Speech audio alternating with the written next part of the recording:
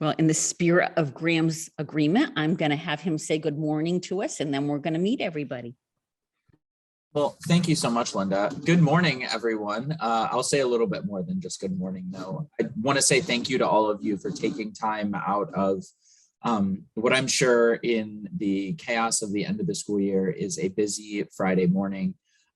We appreciate all of you taking this time to learn a little bit more about high school redesign. My name is Graham Wood. I am the graduation and college and high school administrator at the Department of Education, and I work with our spectacular folks at the Everyone Graduate Center at Johns Hopkins University, who you'll hear from a little later on Ohio's High School Redesign Network. We are blessed to also have ESC partners from throughout the state who have joined us here today and who have been spending the last year really learning about this work and engaging and getting ready to support schools throughout the state in engaging in the process of redesign.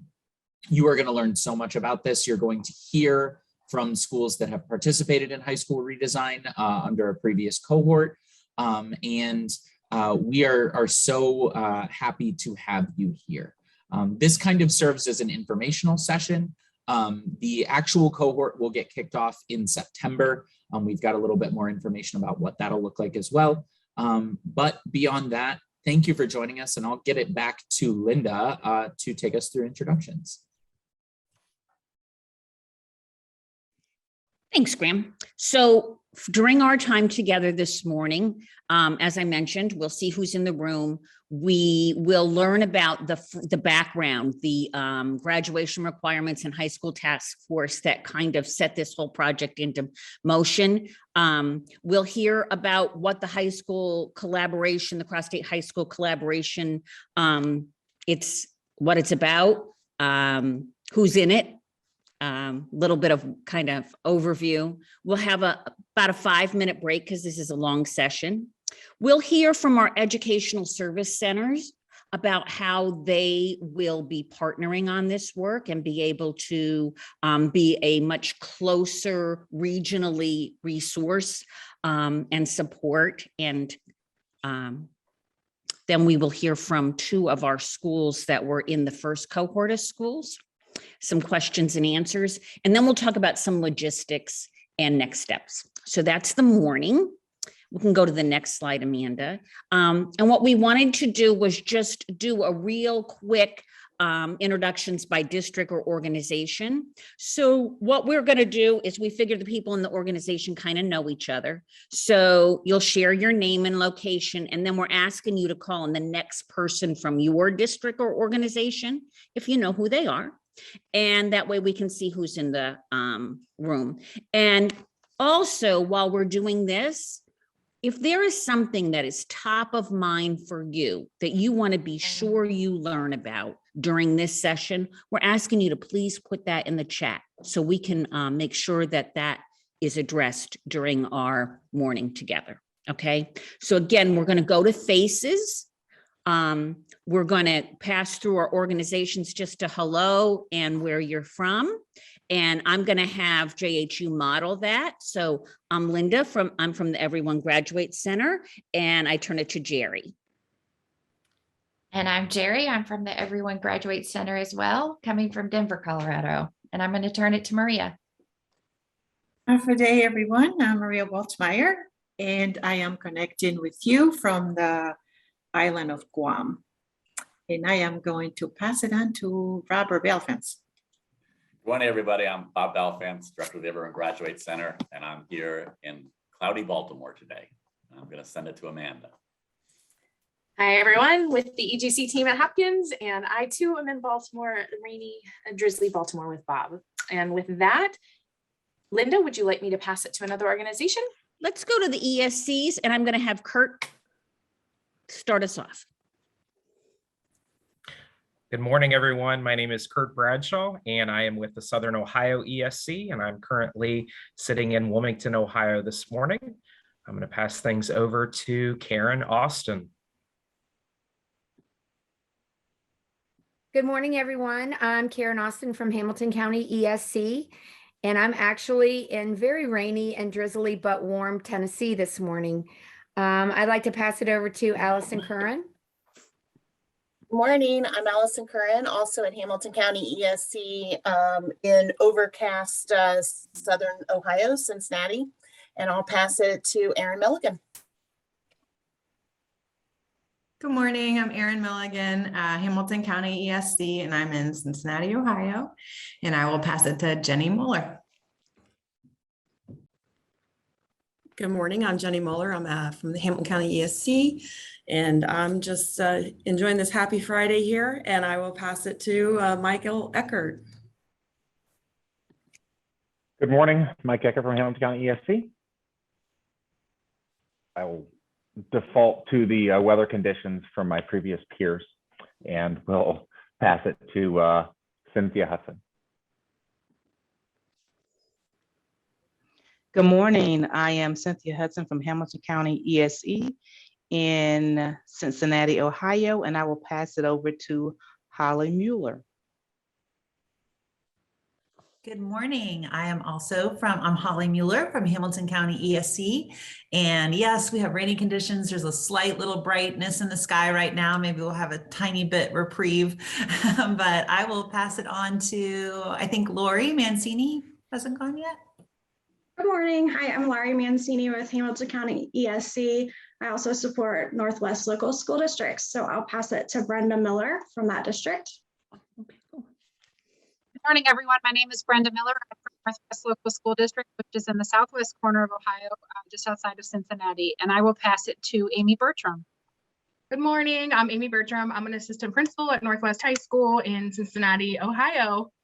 I'm not sure if there's anyone else on here from Northwest. Okay. Awesome. Do we have Linda, I think you muted yourself midstream. When it got hard, I muted. Do we have anybody from Sycamore Schools this morning? Hi, I'm Trisha Underwood, and I'm representing Sycamore Schools outside of Cincinnati, Ohio this morning. Good morning. And anyone else from Sycamore? How about Perry Lake?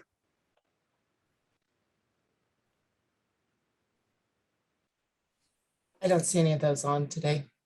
You know, that's so wise, Amy. How about if I have our ESC folks, will you pass over to any of your schools first, and then we'll wrap up with who we miss? Sure, I'm Amy Harker. I'm from the ESC of Northeast Ohio, and it is rainy in Mentor, Ohio today. And I will pass it on to, I see Mark Smithberger from Berea Schools. Morning, everybody. Amy kind of did my introduction. Mark Smithberger, Berea City Schools, Principal, Bremen Park High School. So, and it's still raining here in Northeast Ohio.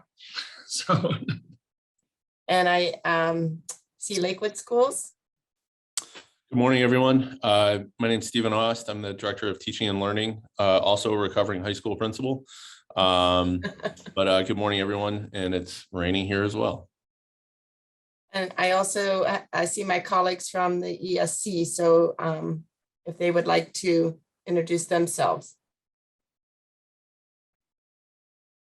Paula Kucinek, Director of Professional Learning and Workforce Development, ESC of Northeast Ohio. Tiffany Foley, Educational Consultant, Educational Service Center of Northeast Ohio. Good morning, everybody. I'm Tom Hanachek, a consultant at the ESC of Northeast Ohio. Nadine Grimm, Coordinator of 21st Century Learning at the ESC of Northeast Ohio in Independence.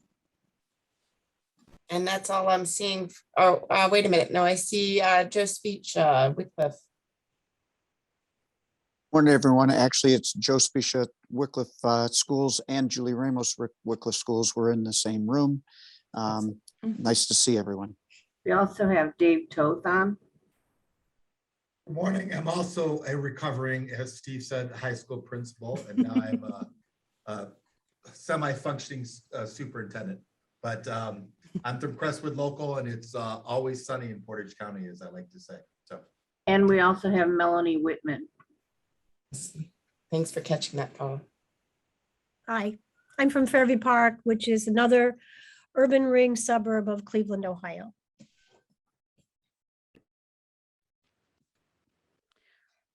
Okay, now our method worked pretty well, but I know we've missed a few people. So I'm going to ask, if you haven't said hello yet, would you mind to take yourself off mute?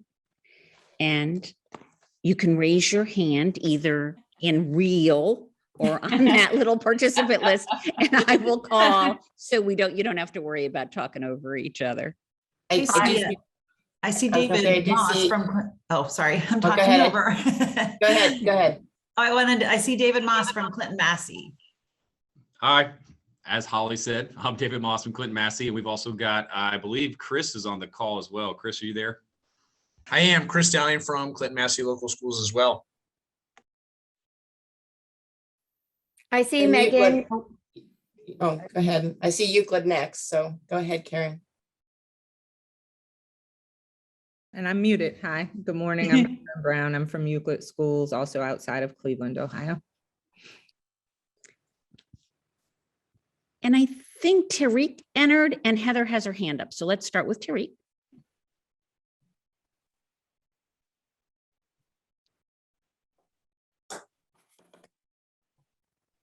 No, this one, no.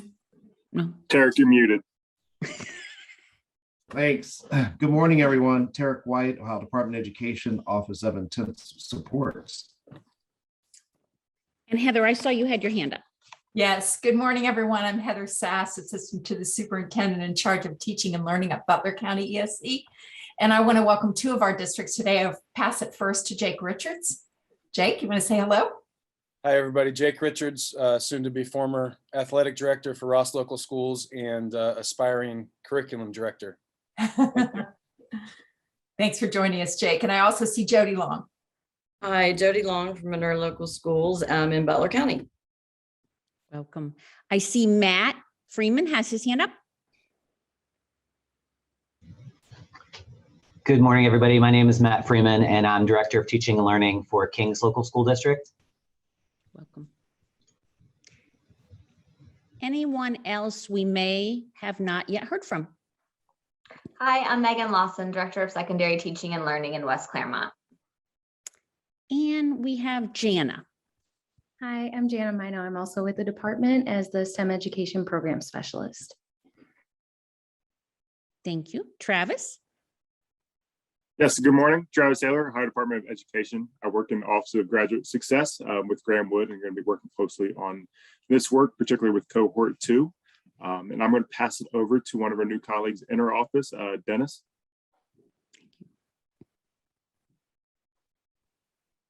Sorry about that. And just to confirm, Central Ohio is raining as well. So the whole state of Ohio is raining.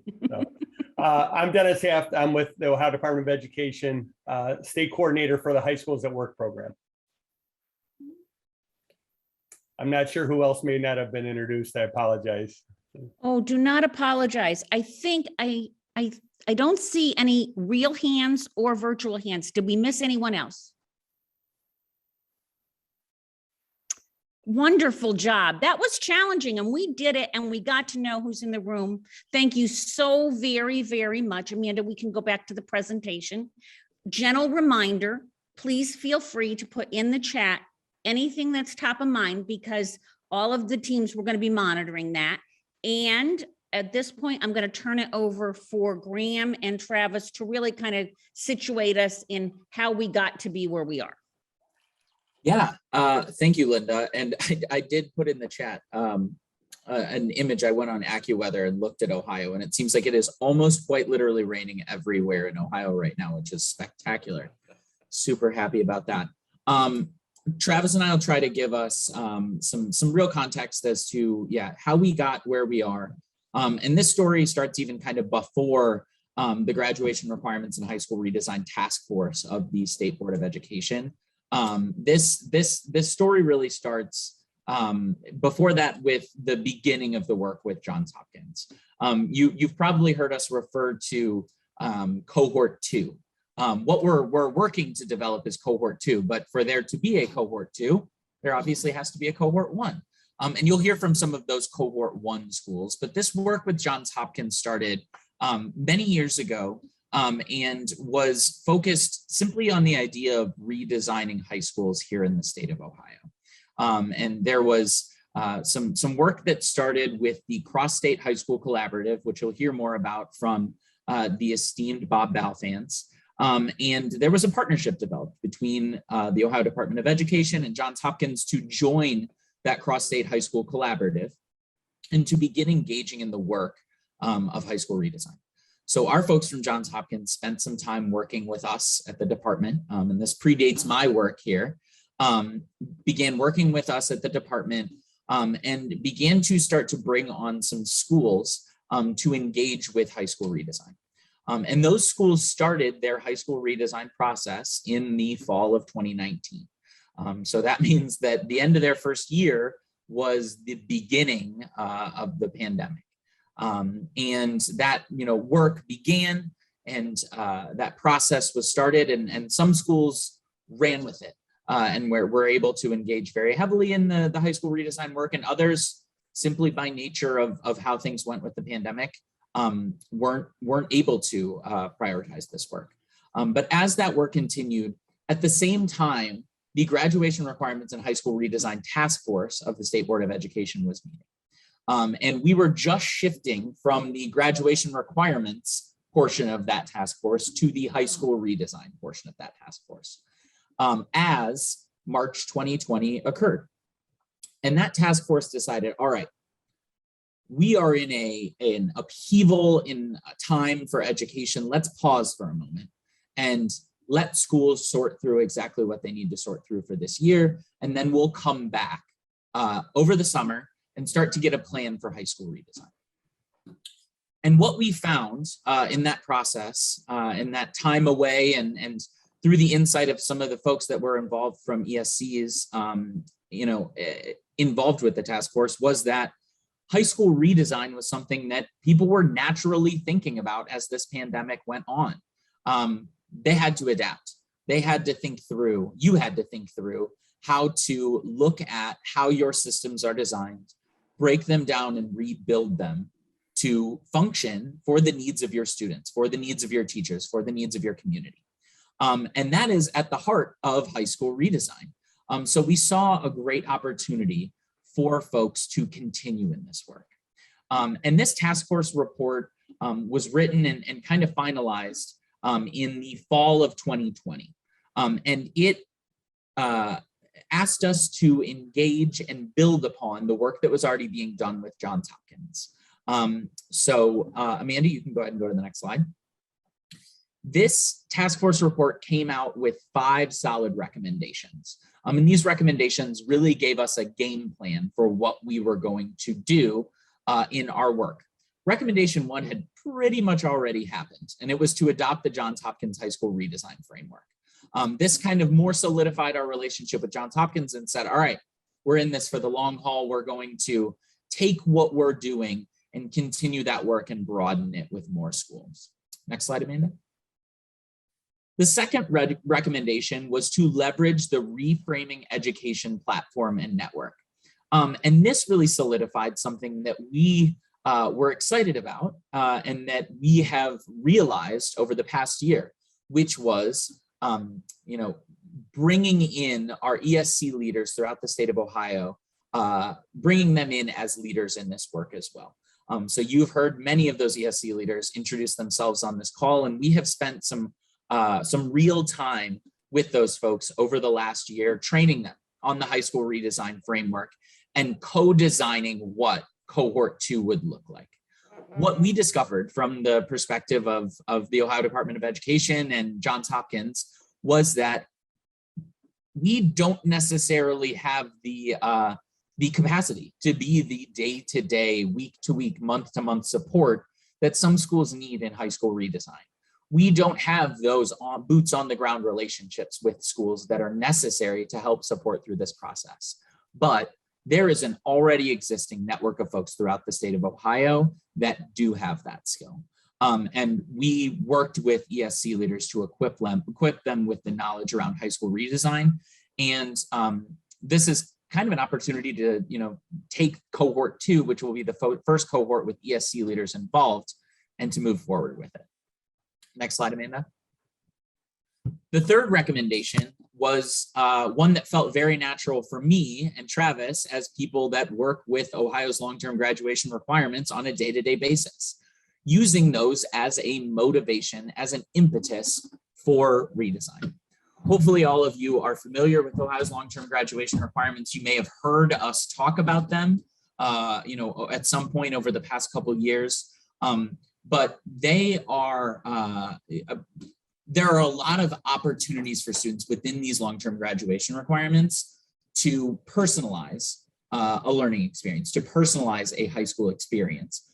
But our high schools right now, not all high schools are set up to support students in going through these long-term graduation requirements. So we have a very natural transition point here as a state as we transition from one set of graduation requirements to another, which provides a very natural focus that schools can engage in as it relates to high school redesign. Thinking through the end goal of transitioning students through these high school graduation requirements into whatever's next. And that lens can really be an awesome functional tool for redesigning a high school and a great reason to engage in this work right now. Next slide. The fourth recommendation was to identify and cultivate promising innovation.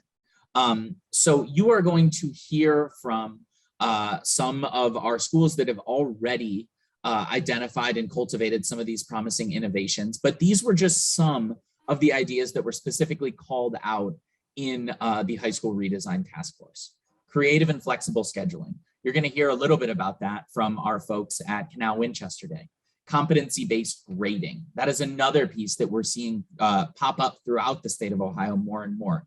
Graduation planning being used as an incredibly useful tool that is already a requirement, but fully engaging with graduation planning and allowing students to dig into it in a way that really integrates with the rest of their high school experience. Thinking of pathways through graduation, not just ensuring that students are meeting the bar for Ohio's long-term graduation requirements, but using those graduation requirements as a way to better prepare them and transition them through graduation into something else. And then expanding career-focused education. As we all look at these long-term graduation requirements, we know that especially for our students that are at risk of not graduating, career-focused education is one of the most important tools that they can use to meet those graduation requirements. And that ties beautifully into a pathway through graduation, because hopefully they're engaging in career-focused education that directly connects to a top job here in Ohio when they graduate. So these are just some of the promising innovations that were called out, but there are a number of more innovations that you could potentially engage with, and schools have engaged with in the process of high school redesign. And last slide, Amanda. Identifying those promising practices and further innovations, and basically taking this work and moving it forward and not letting it stagnate with a second cohort or maybe even a third cohort, but continuing to highlight the successes of schools and better prepare more schools in Ohio to look at the process of high school redesign and say, yes, we want that. We want to move forward with that, and then have the ability to engage in the work. The other piece that we see through that is building out even broader this network of ESC folks throughout the state that are equipped with these skills. So you see some of the people right here that have already engaged in this work, but we hope to continue to expand this group. And this is just the beginning of how we see high school redesign moving throughout the state of Ohio. So I appreciate the opportunity to go through and give you some context. At this point, I'm going to kick it over to Bob Balfans. Bob, I know you're going to share with us a little bit about the Cross State High School Collaborative. Thank you, Graham. I'm happy to be with everybody this morning. Very excited to work with you and continue to work with Ohio. I just want to give a little context about how we got here. So we're the Everyone Graduates Center. We're sort of an applied research, development, and dissemination center at the School of Education at Johns Hopkins. And we've actually been working with districts and states and schools on sort of school reform efforts for the past 25 years. And the center as a whole actually has been doing that for 50 years. And where we got to the Cross State High School Collaborative was actually an invitation from the chief state school officers just as ESA was, coming to be. And they wanted us to partner with some states to help figure out what's the high school part of that, given the sort of college and career connections and importance of that highlighted ESSA and other things. And we were excited to do that because we thought it was a great opportunity to sort of reframe how we think about sort of improvement in schools. Because for a long time, right, improvement was sort of seen as sort of sometimes a bad thing. It was something you were forced to do or mandated to do, or because you met certain criteria, you were sort of, told, you get better or else. And that cast improvement in sort of sometimes a negative context, right? Of something that we want to avoid that designation, so we don't go into school improvement. And what we thought about, particularly for high schools, we had to reframe that because we knew fundamentally our high schools have to be redesigned because they were designed for a different time and times have changed, right? The high schools that I went to, certainly, and many of you went to, were designed for the 20th century when many people ended their formal public education after high school. And we know now that you can't get a job to support a family if you don't graduate high school and have some sort of post-secondary schooling or training afterwards, which means the goal of high school have shifted radically, right? To being a way to be the capstone public education for everybody, and then have some folks who want to, many that are going to join the professions, go to college, maybe others get some training, to the point of where essentially we're saying that no matter who walks in the door in 9th grade, right, their prior preparation, motivations, life circumstances, high schools now have to find a way to not only graduate them, but to graduate them going somewhere. And that's a radical change of what's expected about high schools. But we really haven't given our high schools any opportunity to redesign themselves to meet that new challenge, right? We just tell them, keep doing what you're doing, but meet this new goal. And we know that that's not going to work the best. So what we thought is this gave us opportunity to say, let's have a very hopeful, positive, future-oriented frame on improvement. And really saying, let's find a way to create time and space to let the people in the school, in the community, those that live and breathe and do the work of schooling every day, redesign themselves for a new century, right? That's really at the heart of this work. And then we thought the other thing that we thought was hopeful and made this more possible in the world we live in, right? And that no one can stop school for a year and do nothing and redesign, right? You're going to always be doing the work while having to figure out how to do the redesign. Is we actually have had a lot of learning in the past 20 years about sort of what works better or worse for sort of a 21st century high school. So we have some stuff to build upon. We don't have to ask people to start from scratch, figure out everything anew. But we also have to recognize that they need to localize and customize what that evidence base is, because every place is a little different. Every place is unique in its own good way. And it hasn't really worked to say, like, this is the model, just implement it, right? That gets us a little bit back to that old frame of like, get better or else, do this, because it works. We don't care what you think, just do this because the evidence says it works, right? So we want to have an evidence base because that lets us start from what we've learned collectively. We want to keep a way that can be customized and orientated to local needs, local situations. And then the final insight that's been very powerful is over time, and we'll see in a minute, we've been working with 6 states, about 70 high schools over the past 5 years on this process, is that we thought that it was important to think about organizing the evidence base in a way that would make sense to people in high schools that do the day-to-day work, and would focus on things that were largely under their control. We understand it's not always fully, that there's differences across schools and how much a principal controls their budget. There's differences in how much they control their staffing. There's differences in collective bargaining agreements. All true. But these are things that they have significant influence over at the school level. We thought was the place to focus the redesign. And how we put that into 4 sort of key areas, which you'll hear a lot, is to say that, and I'm going to go through these very briefly in a minute, but it's organizing adults, right? The adults in your building are your best asset. How you organize the time and responsibilities of the adults in your building, you have a fair degree of control over. how you support your students, right? To the extent you put them at the center, that's what we build around, or the extent to which we're sort of built around the needs of our adults and we fit the kids in. Teaching and learning is the core of the work. And of course, that is a lot of control at the school level and how that happens. And then finally, this key connector of building these equitable pathways to post-secondary success. And we'll spend some time on this in a minute, because I'll make the case that the evidence really shows this is the place that high schools have the greatest impact on the life of their kids. And we really need to sort of center on that and really understand that high schools have a lot they can do within their purview. You're going to see some great examples from cohort 1, right, of them sort of pushing those boundaries. So next slide. Final things, right, is this idea that's participatory, that this is not a blueprint we're giving you to implement. This is a process that lets you create locally driven school teams that need to be, and we're going to talk about this too at the end today, quite inclusive. So all the key stakeholders, the students, the counselors, the administrators, but also the students, the community, the parents, right?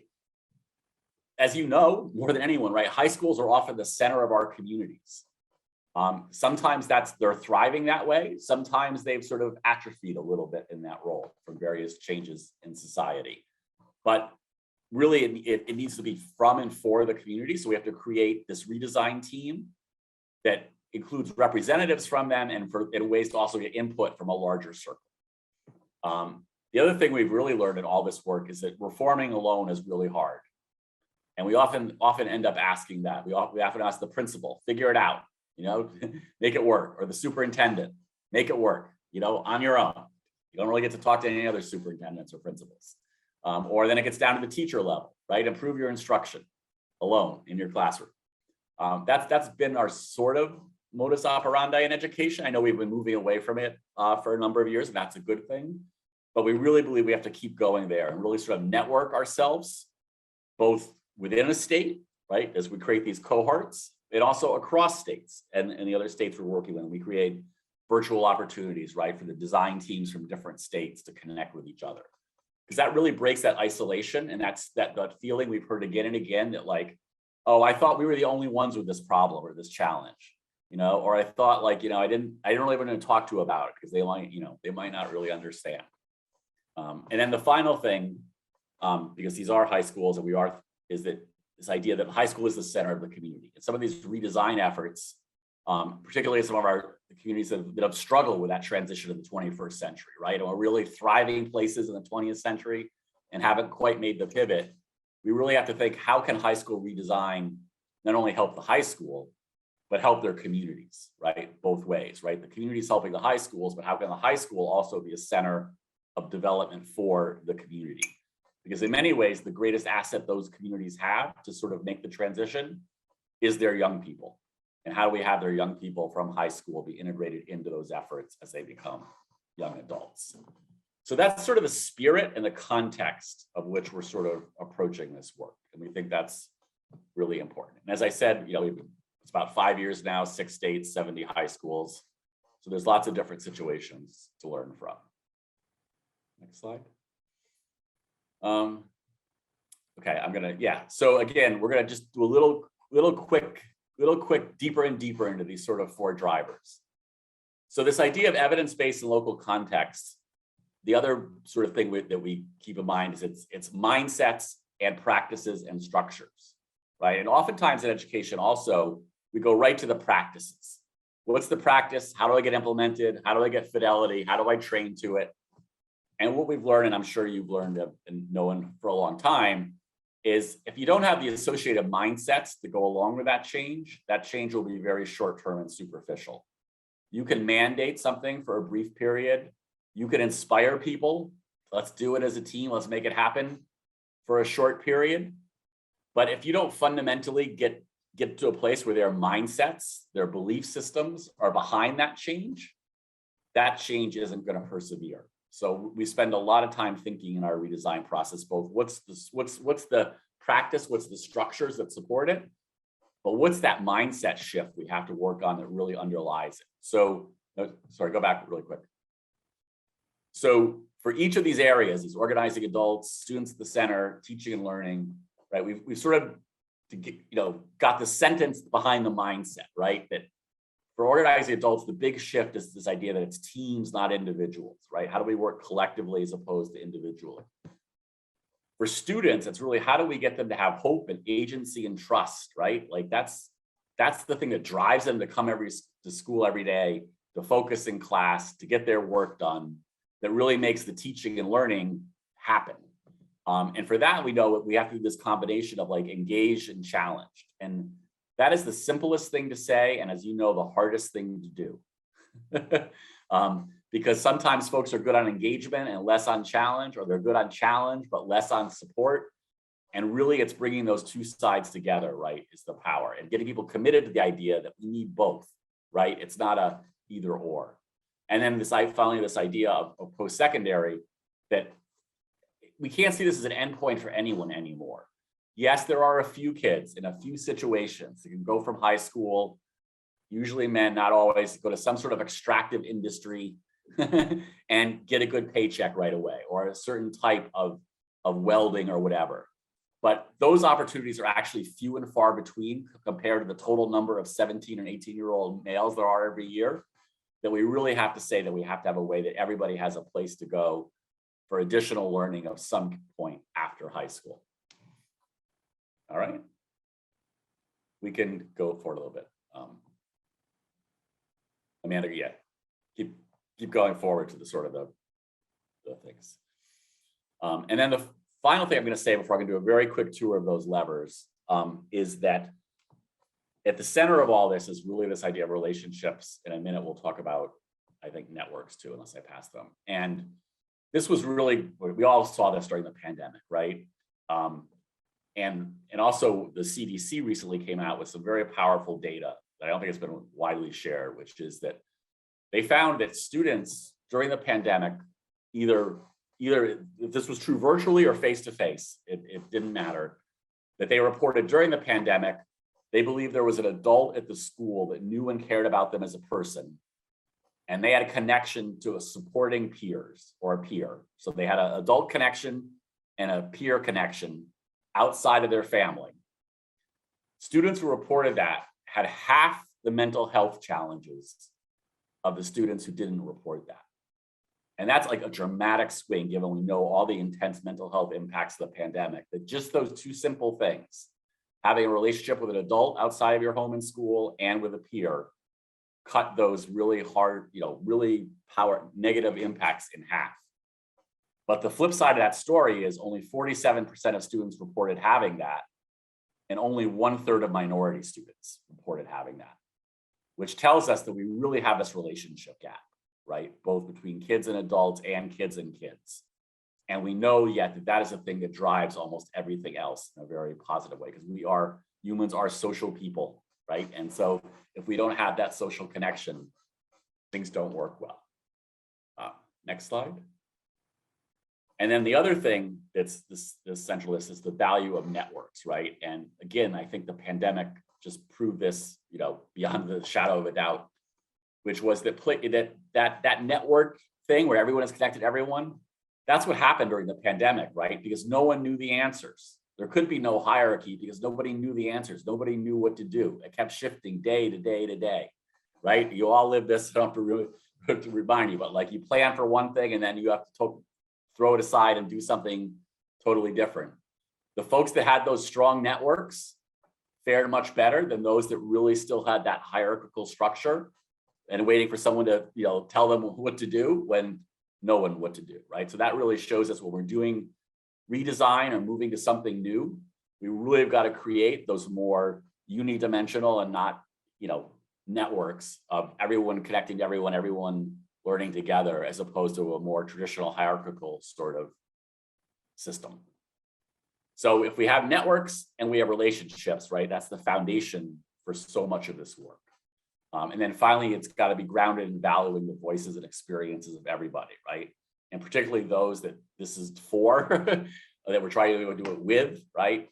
And also recognizing, right, that we're doing this often on top of, longstanding inequities, right? That we've got to really confront and acknowledge and make sure that we're not in any ways making them worse, and really be committed to making them better through this process. And a lot of that is being transparent and also really going the extra mile to feel that everyone is included and everyone's voice is valued. And we're not just sort of doing that like lip service, but it's really that network and those relationships extend to a sense of belonging and connection to all. All right. What I want to do now, because we're just putting a ton of information at you, which is not how we normally operate. Normally we operate in a much more interactive, collective fashion, but we're just trying today to give everyone an overview of this, to just give you some foundational knowledge to make decisions on. We have a good website, High School Redesign, where you can get a lot of in-depth knowledge on this if you want. I'm just going to do, and ultimately when we work with schools and do the redesign process, we take what I'm going to do in like 5 minutes is what we spend like the year working through, or the 6 months working through, like in segmented sections, right? So people can learn a little bit, apply it, go back to their school, try things, learn things, talk to people, refine it, and then move on. So this is very much a shotgun today of what we normally do in a much more distributive way that gives a lot more room for reflection. But I just want to do some highlights. So again, we said, the first thing is how you organize your adults. Your biggest asset are those adults in your building. Traditionally, we have mindsets that sort of told us how we had to organize those people.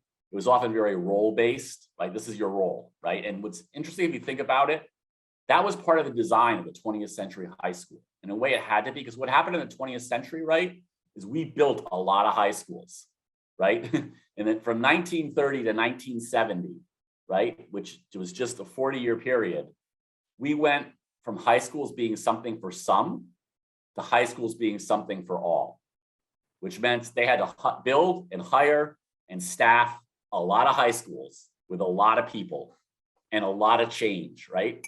And if you did that, the best way to be efficient about that was to say, we have roles. We have a principal, assistant principal, teachers, counselors, social workers, and what really matters is the role and the function, and the people are interchangeable. We can add some more, we can subtract some more. It's about the role, it's not about the people. For what that was happening, that was probably a reasonable design decision, even though it had some consequences. We're not about rapid scale, right? We're not building lots of new high schools now, right? And we're not like adding lots and lots of new people to the profession.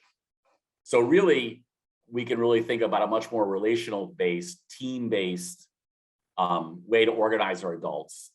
So that network picture, not that hierarchy picture. And that really lets us rethink about how we organize.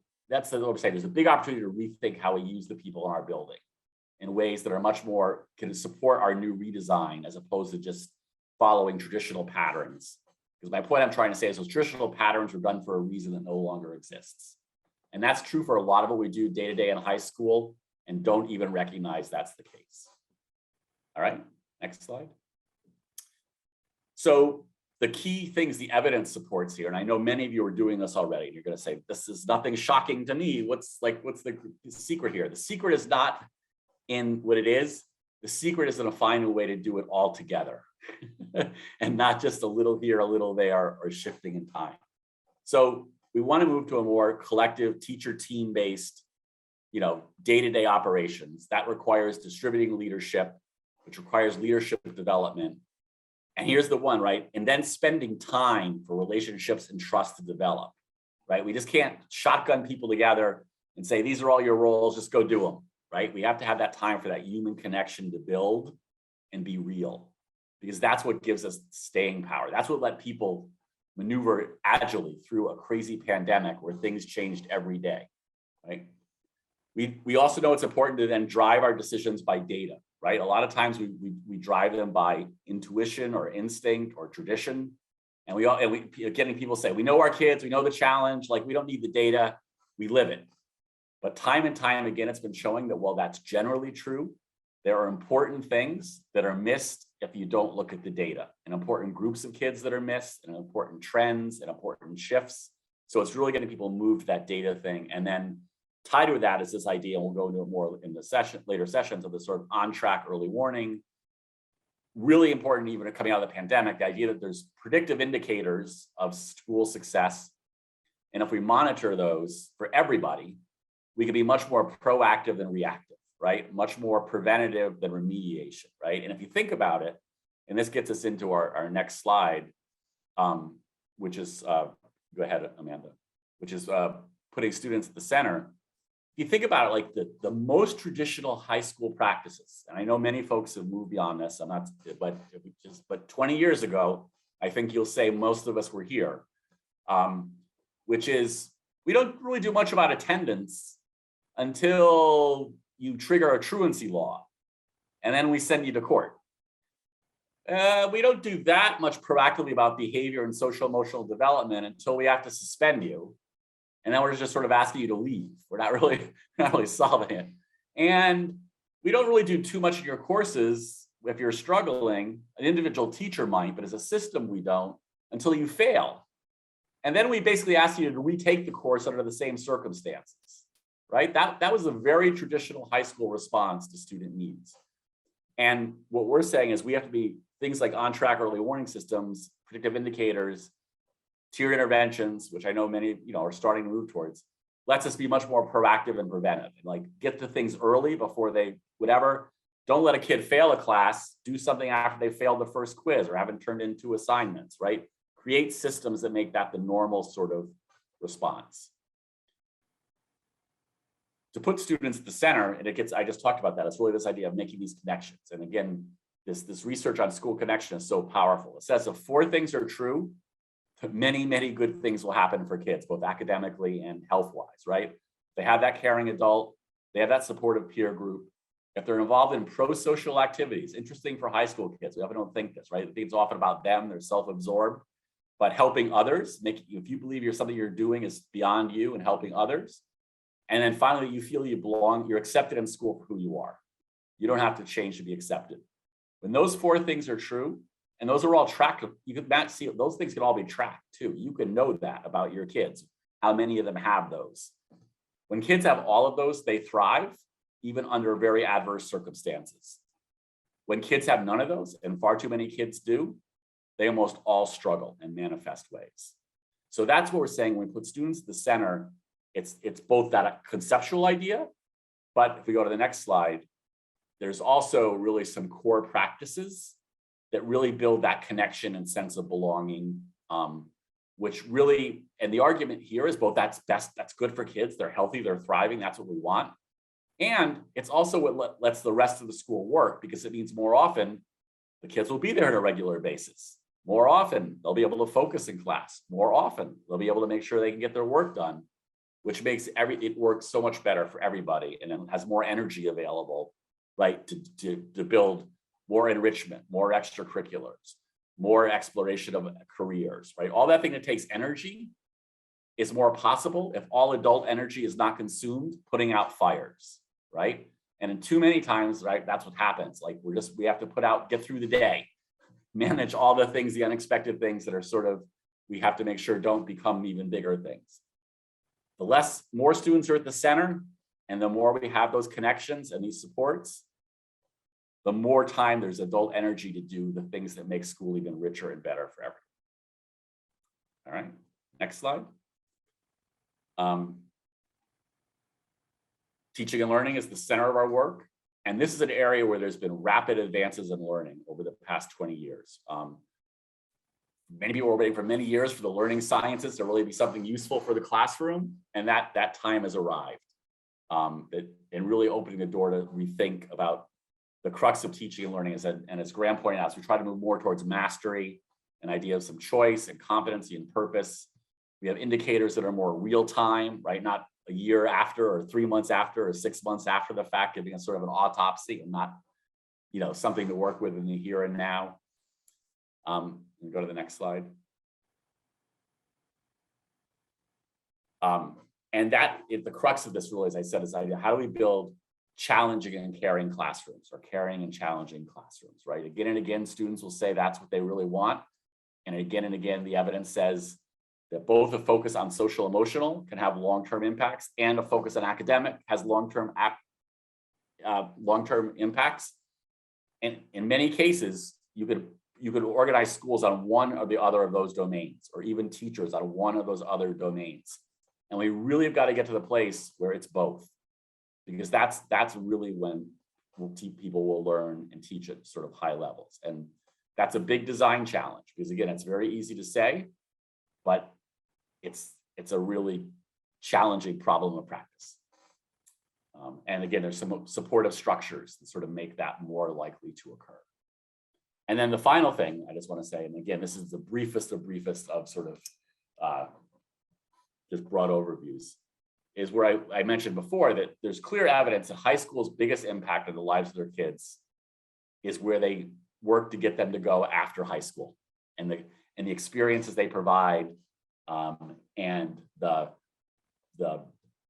connections they make that give kids choices after high school that lead to sort of, you know, successful adulthood, right? At the end of the day, that's what public education is trying to do: create the next generation of successful adults for their community.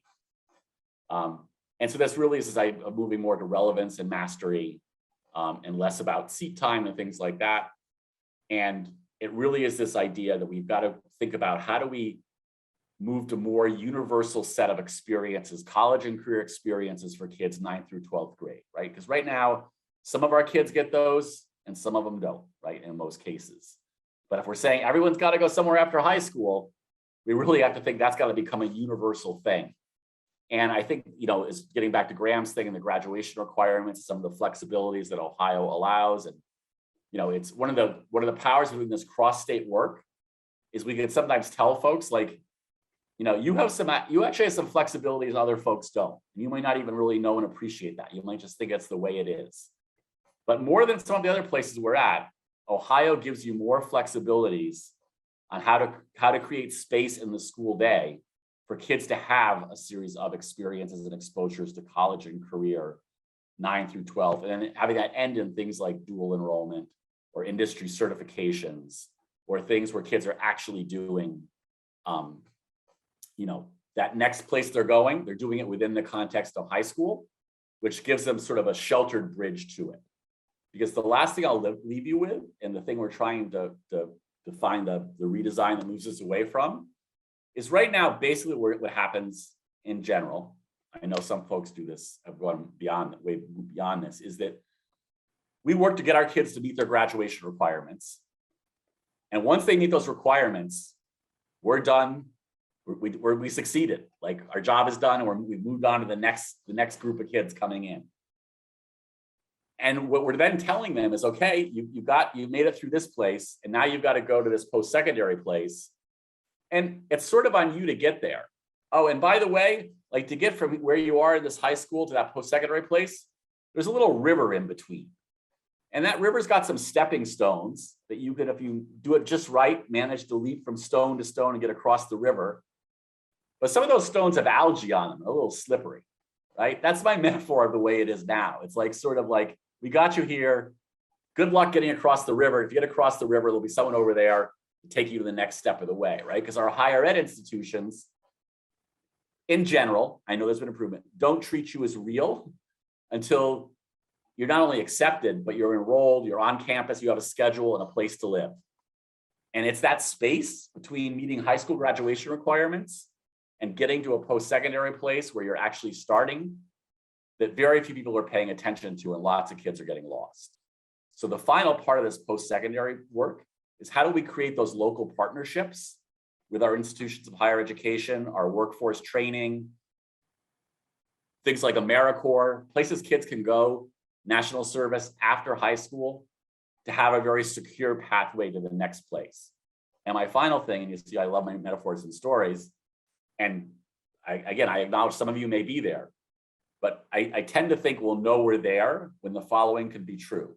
When the principal of the main high school in a district is in the grocery store line next to the undergraduate dean of the largest university that takes the most kids from that school district, and the hiring manager of the biggest firm in town.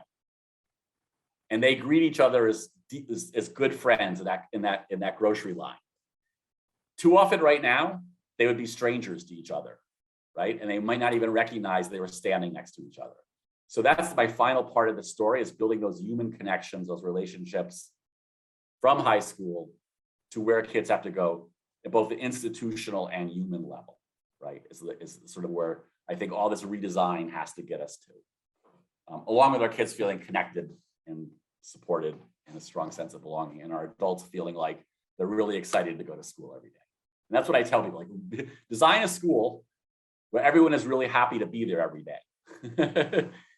Then you know you've got to where you want to go. Thanks. And we're excited to work with you in a much more in-depth way in your schools to work through that process. Thanks so much, Bob. We know we have given you a great deal of information in a compressed time. We'd like to offer everybody take a 5-minute break. And then when we come back, we're going to hear from our ESC partners and our 2 cohort 1 schools, and then have time to talk about what would next steps look like. So 5-minute break. Welcome back, everyone. What we're going to do now is we're going to hear from some of our educational service center leaders about how their partnership in this high school redesign opportunity will look. Thanks, Linda. So as many of you know, the ESCs have been around for over 100 years. We pride ourselves on creating relationships and developing networks with national, state, and local agencies. But more so than that, we also pride ourselves on being a service provider and being a servant leader, and supporting our districts within the communities. Next slide, Linda. But as ESCs, there are 5 of us that have come together, and we believe in this process. We believe in the framework. We work together as a group and network together. Butler County ESC, our ESC, the ESC of Northeast Ohio up here for those of you on board from Northeast, Hamilton County ESC, Mercer County ESC, Southern Ohio ESC, the Ohio Department of Education, and Johns Hopkins University. So for the past year, we have been partnering together as teams and as a network and working together, going through this process. And what we'd like to talk about too now is how ESCs collectively, both from a state perspective and also individually as your ESC within your region, are going to be able to help support you through this process. And I'm going to turn this over now to Nadine. Thank you. So those of us who are in the ESCs, those of us who are in the districts, know that we are able to support this work because we have a broader network and that we have worked together in the past. And so I think as districts consider this opportunity, know that we have expertise as conveners, as facilitators, and providers of expertise. I think our districts pretty much know that we are good partners in terms of the work that's being done throughout the state, but particularly with regard to the high school redesign. So as we're looking at the specific levers and how we as ESCs might be able to support the work, the important one is organizing adults. And I love the quote, it's teams, not individuals. So we know that the most important thing as we do our work collaboratively is to develop those deep relationships. And so as ESCs, we collaborate with our districts. We know that we look at the adults within our districts, within our communities as assets. And as we come together collaboratively, we know then that we can have a collective impact that will help us to really go deeper into this process and really have the great outcomes that we wish. So in terms of the work, we can help to develop and coordinate and support the networks of our professional learners. At the state level, well, actually at the national level, we have Johns Hopkins with whom we're working here. And we know that this is happening across 6 states, so that we'll have the support and we can learn from those people who are already working in this area. Statewide, of course, we have the support of the Ohio Department of Education and all of their departments We know that, as Graham had pointed out, looking at the new graduation requirements, these are areas in which we'll look to their expertise. Regionally, we know that we have our state support teams for school improvement. We have our networks locally that most of our ESCs have in terms of bringing together the grassroots participants for things in support of, mathematics, content education, literacy, and other networks that are so important to the work that we do, our business advisory councils, et cetera. And then specifically for facilitating learning teams, I think this will be really important as we organize adults for this project. We'll be looking at district level work. So what does that mean in terms of the relationships that we have? What does that mean in terms of the consultants that we have available to support all the various curricular activities, all the activities related to building level data acquisition and reporting? Those are all areas in which we can help to facilitate. We can provide opportunities for our expert consultants to do modeling and coaching within districts as well. And then in that last item, supporting data-driven decision-making, we can work with our districts to look at the sort of school improvements that they're interested in providing within their districts at their particular building levels.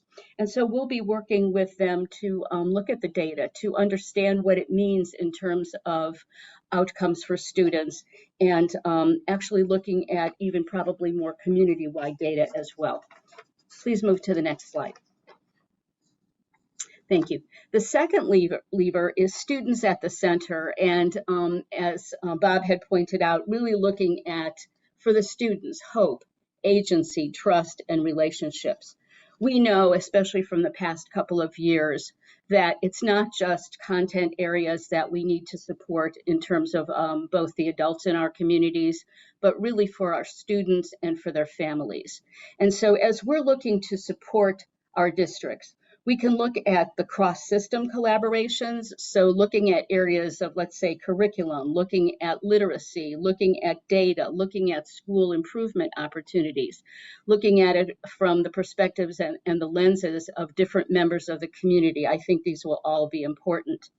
And then thinking about identifying and sharing research and evidence-based practices. I think this is a wonderful opportunity for us to really take a deeper dive into what really works. So with the guidance of Johns Hopkins, with our faculty experts there who have really been doing this research and know the work at a very deep level and what really is best practices.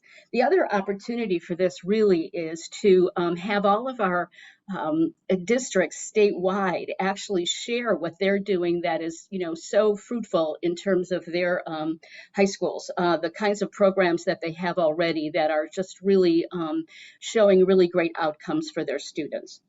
We want to support the family engagement and the community partnerships. And so as ESCs, we know that it's really important to understand the culture and the climate within our districts. We know that districts are absolutely interested in finding the best sort of safety practices, restorative practices for students and for families. We understand as we go through this work that the critical piece is equity, understanding that we need to support all students in their endeavors and to look to their futures and to understand their interests and their passions. So ultimately, it really is to support the improvement of educational outcomes for all students.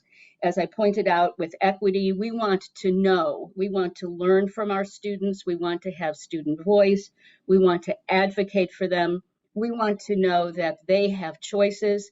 They need to understand that they are taking ownership of their own education for their bright futures. So with that, I'm going to turn this over to Kurt. Thank you so much, Nadine. Good morning, everyone. As we look at lever 3, teaching and learning, we want to think about how we as the ESCs can support and engage and also challenge each of you. So as we look at what our role looks like in supporting lever 3, we believe that we are able to bring teams together to collaboratively plan and work together and support and facilitate that learning and design process. As Nadine indicated, we do have access to experts in specific content areas, and we are able to bring folks together to engage in this work. The third bullet I'd like to just take a moment to highlight: motivate, support, and keep the instructional learning moving forward. We all understand that in your roles in your districts, in your schools, you are extremely busy. And so as the ESC support leaders, we are there to keep the momentum going, keep revisiting this work with you, and come alongside you to make sure that you're able to maintain a focus for moving this work forward. And then finally, providing personalized feedback and instructional coaching support. So what we are envisioning is that each of the ESC partners engaged in this work will be able to work directly with each of our districts within our own region to support and coach you along the way, and provide opportunities for us to convene together to work through this work, in addition to the statewide network that you all will have access to collaboratively through this redesign network. Next slide, please. Thank you. So with lever 4, again, we're looking at post-secondary pathways. And while it once was an endpoint, now we're looking at a stepping stone into the future. So as we think about our role as the ESCs to support all of you in this work, we are able to identify and support the development of post-secondary options. So sitting down with you all and really taking a close look at what are the current options for students within your school, and how can we work to expand opportunities for, as Nadine indicated, all students within your school setting. Looking at identifying and connecting area experts, as she indicated earlier, we do have trained experts within each of our ESCs who are doing work in data analysis, college and career readiness, curriculum and instruction, and teaching and learning, as well as personalized learning. And so we want to leverage our experts and our consultants that are within each of our ESCs to be able to provide some value add to the work that's taking place within your individual teams. And then finally, we just want to be there to provide you and your team with continuous support throughout this learning and redesign process. We do not expect you to do this alone, and we want to be there to come alongside you and support you in this process, both at a local level, regional level, and then as well as a state level through our ESC state network. Thank you, and we'll go on ahead and pass things over to Heather Sass. Thanks very much, Kurt. For those of you on the call today who are considering being part of this cohort, we want to leave you with some big ideas about the role of the ESCs in supporting you in that. And these are those 3 big ideas. They're themes you've heard throughout the call so far. One is that being part of this cohort will connect you with nationally recognized evidence-based research. And as ESC partners, we would be the bridge that helps you use that evidence-based research in a customized way for your district context. Reason number 2 is that it connects you to a systemic actions that will make a difference in your school, and to support those actions, processes, and tools. And you've seen some examples of those this morning, and you'll hear how districts use those specifically for their context in just a minute. And finally, and most importantly, you've heard the word networks several times this morning. ESCs are networking experts. We help you form those relationships with peers, and those networks are so important. Those networks are where you find your learning partners. They're where you can take thinking and problem-solving risks, where you can curate your ideas. Networks are absolutely essential to making a difference in your reform ideas and in taking your teaching and learning to the next level in a high school. So let's look at the last slide, because this whole idea of bridging is very important to us as your ESC partners. Bridging is what creates fertile ground to help you address the problems you want to solve through this cohort. And meaningful bridging, like real integration, acknowledges knowledge, respect, appreciates differences, and doesn't necessarily erase those differences. It requires more than just listening, but empathetically holding space for the other within our collective stories. So your ESC partners and I would like you to consider that quote and think about how you might be a part of this cohort moving forward. We'd love to have you. So I'll turn it back to Linda, who will introduce our guests from the first cohort. Thank you so much. Actually, I'm going to give it to Travis. Okay. Yes. Thank you, Linda, and thank you to our ESC partners for presenting. They've been working closely and side by side with us in this work over the last 6 months to a year, as Graham alluded to earlier. We're joined by a cohort 1 school. I'm going to introduce Amy and Lydia from Canal Winchester. They're going to talk about their experience so far being a part of high school redesign. And there's also going to be a portion of Q&A after they present to offer you the opportunity to ask what their experience has been like, so you can hear from a school who has gone through the high school redesign steps and what they've done so far. So I'm going to turn it over to Canal. Thank you so much, Travis. We are very excited to be here with you guys today. I'm Amy Warren, I'm the principal. I'm Lydia Tokars. I'm the Library Learning Commons Director. And we also have our assistant superintendent is also on the call, Kaya Hunt. Kaya, are you there? I am here. Good morning. I'm Kaya Hunt. As Amy said, the assistant superintendent. Awesome.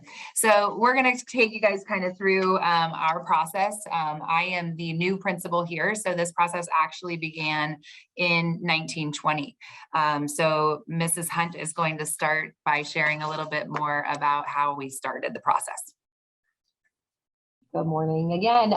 So in the first year, we sat through with ODE and Johns Hopkins and really brainstormed, did some assessments about where we currently are in the process, really wrote some dreams of where we wanted to be and that end goal. And the one major task that we did take on was surveying all of our staff members at the high school. So this was something that myself and one of our consultants that we worked with sat and gave every staff member a chance to tell us how they feel about the redesign, talking through what really gets them excited about it, what makes them nervous, what things are they ready to do immediately, and what things would they like to take some time before they moved into it. And from those surveys, we got so much information that helped us with the process. At that point in time, we found out that there were probably 10 total teachers that felt like they were ready to go. And that was from teaching online courses, doing a blended learning, forming a team of teachers in what we now call 9 Tribe, which is a freshman cohort. And so our goal was to start then that following year with just small pieces that we could introduce with those go-getter teachers who were already ready, so that we didn't feel like we were putting pressure on somebody that wasn't on board. And so the surveying was really a huge opportunity for us. And that would be something that I would say, if whether you do or you don't have the time, make time for that, because it allows for every single voice to be heard, which is super important in this process. Once we got the surveying done, then we prioritized our dreams goals into what we could do in small steps. Knowing that, or we didn't know at the time when we went through the survey, but then knowing that in 2020 was the year of COVID. So that was something that forced us to move much quicker on some of the changes that we were going to make. And then also slowing us down, which I think Amy and Lydia will talk to on some of the other changes that we were going to make. So then I'll pass back to Amy and Lydia. All right, so year 2, 2021, obviously we were living through, sorry for our bell. We were living through a pandemic. We learned a lot about our team last year. We learned that we are flexible. We learned that our students are flexible. And we learned how to go with the flow. When things were thrown at us, we learned how to make changes, adjust. even for some of our spaces, our common spaces. During 2021, we wanted to make high school redesign part of Canal Winchester High School. And so we kind of rebranded our name to 3E Design. We were also working with Battelle for Kids, and we had come up with the 3 E's: employment, enlistment, and enrollment. And that was a message that we were getting out to our community, to our teachers, our staff, and our students. And we wanted to not have, several things thrown. We wanted to combine all of this into one. And so we took high school redesign and we decided to call it 3E Design. And that was one way that we made it ours. And so we knew we needed a communication plan, and we really wanted to have teacher and student voices heard. So we made a commercial that went out to our school community and our community. We also made a longer video. It was about 20 minutes in length, and it talked about the process of where we are going in terms of scheduling and what we wanted this high school redesign to look like. So anyhow, we created a commercial and longer video, like I said, and that was year 2. Year 3 was implementation year, and that's when Amy joined us. So that was also, new for us, a new principal. Our old principal had been here for 18 years. And anyhow, we were super happy to have Amy Warren join our team. And let you talk about that a little bit. Yeah. So, a lot of this work was obviously shared as part of the interview process, and me kind of assessing is this the right place for me to come, and certainly is a lot of the reason why I'm here. So really kind of working towards kind of taking this vision and really implementing some of these ideas as we welcomed all of our students back for the 21-22 school year. Certainly, there were lots of surprises. I think that our team was not necessarily prepared for. Our task forces, kind of what we were working on implementation-wise, were modifications in our scheduling. So we were offering our students single classes, just traditional single class period, as well as block options, as well as online options. So that was kind of our first big task to take on and kind of determine, how do you make that all work, right? It's great to give people lots of opportunities, but how do you actually create that puzzle? So that was one of the very first things. We also have additional space use throughout our school district, throughout our school. We have a lot of flexible spacing. And because of the amount of independence that our children had over the past 2 years, we certainly were very hopeful to think that they would be able to be responsible enough to utilize those spaces appropriately. We certainly have, as we've implemented, we've also had to kind of pull back and press pause and reflect a little bit about the work that we have, had in mind to implement. We also have implemented our Portrait of a Graduate period. That is a period of time that is typically weekly. Sometimes it's every other week, depending on kind of the needs of the school.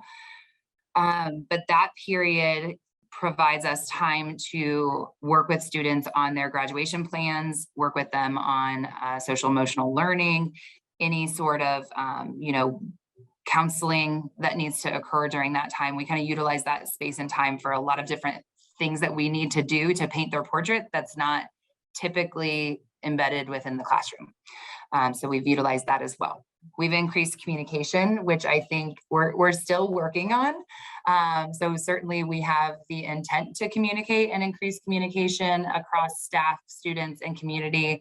And while we've found, I think that our staff is feeling the increased communication, and our community certainly is more engaged, our students still don't necessarily always get the message. So we're kind of reflecting on how do we make sure that the communication we're putting out there into the world for our kids is actually getting to our kids. Do you want to talk a little bit about parent and community and what we've done with our SEL team? Yes, absolutely. So we also have a small group of students right now that are working with Ohio State University with a research collaboration. And we have another group of students that are teaming up to be part of our SEL team here at school with staff members. And so we've kind of partnered these two groups of students together, and they have been working on a wellness initiative for our school. And we're super excited about that and their part on the SEL team. Of course, we think student voice is so important, and that's what drives everything we do. So our kids right now are working on wellness initiatives for next year. We just had a wellness week this week. Today's our last day. They did all of the planning. They also are working on creating a hygiene room for our students here, for students who need hygiene items, and doing that in a respectable way to make sure that everybody has what they need. There's one more thing. Win. Oh, we also have a win period, what I need, which is during POG, our Portrait of a Graduate period. We really love our Portrait of a Graduate period. That meets once a week, and that is a wonderful time for our students and our staff to meet together. Students are more accountable than they've ever been for their graduation plans. They have an understanding, they're starting their freshman year, what they need to do to graduate. And I think as a parent of a freshman daughter here at the high school, I appreciate that she knows where she's going. She kind of knows, what her path looks like, and understands that that can change, but she understands it. And I appreciate that so much as a parent and as a teacher. Our counselors have also had a really integral part of our Portrait of a Graduate. It's great that we can use Zoom, and we can also use videos so that counselors can get the message out to our students. Same with our principals. It can also be like a whole school meeting almost some days. So that's been a wonderful win for us. And all of these pieces coming together, I think that as a teacher here in the building, I just see how progressive we really are. It was really discouraging during the pandemic to think like we have all of these great things going on, and now we have a pandemic and none of it's going to happen. But really looking back and reflecting on everything we've done so much, and I can just see the positive direction that we're going in. So Travis, we kind of went through everything, even though I didn't ask you to change slides, but if you can jump to the slide that says our advice. And certainly we can share this presentation with everybody as well if they want to go back and highlight. Absolutely. I was telling Amy, if you would like us to send you our communication piece that we sent out to the community that has all of our student voice in it, we're happy to share that as well. So, bottom line, as far as like going through this process, and I will let each of them kind of speak, but I think for me, one of the things that I think is so incredible about this team is that there is such a strong, like, creative outside of the box, right? It's what can we do that's not traditional? What do our kids need that we're not currently giving them?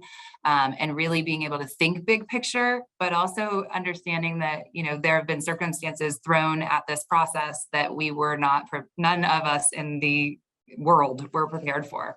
So I really think that the entire team has had patience and has a willingness to kind of try something and see if it works. And if it doesn't work, we'll pull back and we'll do something different and kind of have that ability to kind of readjust. Ultimately, it's been incredible to raise student voice. It's one thing to talk about student voice. It's another thing to tell students, no, really, I'm serious. If you would like this to happen, you have to do it yourself. I would love to I could take my laptop and open this door right outside the LLC where our students are currently putting together their hygiene products that will be in each of our public bathrooms, because that's something that they wanted to do. And so seeing that come to fruition and seeing our students actually own and perform, it's one of the best things that's come of, I think, the entire process. Absolutely. We actually, for our wellness week that our kids planned this week, one day was Workout Wednesday, and we were just trying to be creative and do fun things. And so we had everybody dress in their 80s workout gear. And during our lunch periods, which are 45 minutes long, the last 20 minutes of each lunch, we had students during POG sign up if they wanted to participate in a yoga event that was happening, or we also had basketball in the gym, and we had all of those slots were signed up. And so Wednesday came and our yoga instructor had to cancel. And I was like, oh my gosh, I felt so bad letting the kids down. And so we were going to cancel. And one of our students that is a student leader, she honestly, like, even though she loves to lead behind the scenes. She's not like out in the front. She's usually very, very quiet. And she stepped up and said, Mrs. Tokars, I'll lead the yoga session. And she did. And it was amazing to watch her. She did better than most adults could do. I had to call her mom Wednesday night and tell her how proud I was of her. She's a junior here at our high school. And to see that, you know, we said yes and gave her the opportunity to take on this leadership responsibility. And she just like blew it out of the water. So it's exciting to watch our students leading the way that they are because of this. Absolutely. Mrs. Hunt, do you have anything else that you'd like to highlight as far as advice through the process before we open it up for questions? Just small steps. Don't try to do it all at once. And then I've already said the listening and hearing. I know we get so excited, especially, I mean, I'm not at the building level, right? And so I get so excited to be able to be a part of this. And sometimes Amy and Lydia have to remind me that our team, which is, you know, great. But they remind me, they're like, yeah, we're in a building and we have testing and we have AP testing and we also have to follow EMIS codes and which there's a balance, right? Because then I can give them permission to let their selves fly a little bit and not follow the traditional rules. So we've really been, that piece of it is having a team. I would also say having somebody at your district office that is able to allow you to make those choices. And so that you don't make all the recommendations and then get shut down when you get to maybe the district office or the board level.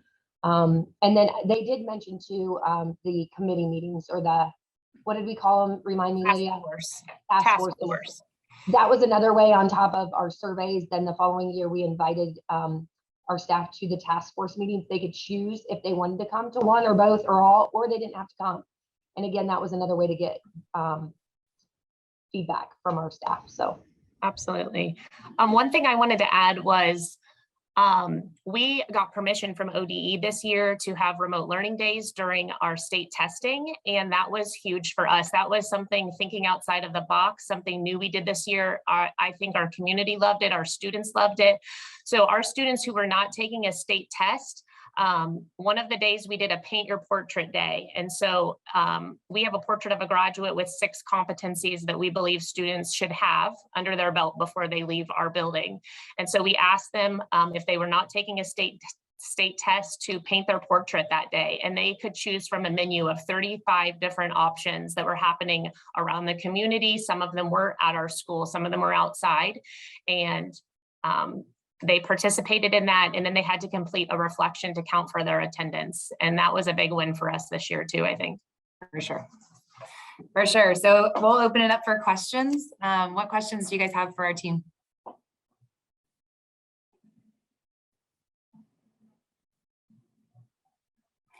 I can do wait time. Haven't forgotten that. You can feel free to just take yourself off mute. Great job, guys. Great job. Thank you. Thank you. I also want to say during year one, while you're thinking of your questions, we haven't forgotten, but during year one, we tried to do something creative to get our staff on board with high school redesign. And so we had, at the time, our 3 principals had graduated in the 80s, and we had them dress up in their 80s school jackets that they had. And we kind of showed what school was like in the 80s and how we were still living this in 2019. And so we kind of used a sense of humor to help get our staff on board. And I think little things like that are really important for the process.